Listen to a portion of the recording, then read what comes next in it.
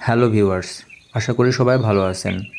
আজকের এই ভিডিওতে আপনারা দেখবেন ইনশাআল্লাহ আনার গাছে সার প্রয়োগ, সারের প্রকার ও পরিমাণ।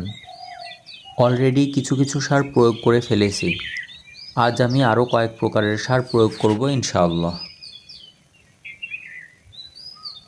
এতটুকু মাটির জন্য আমি নিয়েছি পটাশ 1 চা চামচ, জিঙ্ক সালফেট মনোহাইড্রেট হাফ চা চামচ, হাফ চা চামচ বোরন, জিপসাম নিয়েছি 1 চা চামচের একটু বেশি, আর এপসম সল্ট নিয়েছি হাফ চা চামচ।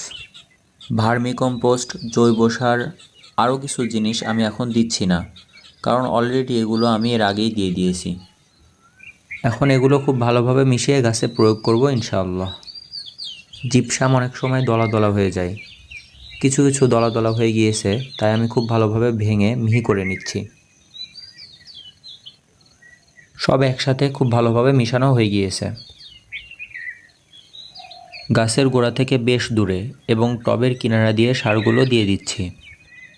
আমি টবের মাটির উপরে অনেক ভার্মি কম্পোস্ট দিয়ে দিয়েছিলাম, তাই আজ আর ভার্মি কম্পোস্ট প্রয়োগ করলাম না।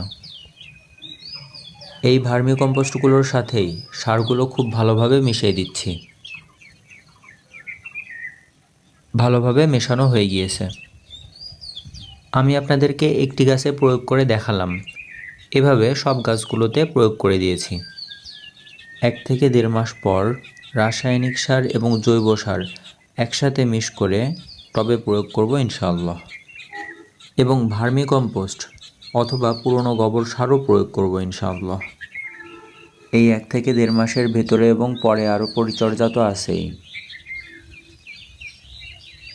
এই চ্যানেলের নতুন নতুন ভিডিও পেতে চাইলে চ্যানেলটি সাবস্ক্রাইব করে দেন। ধন্যবাদ।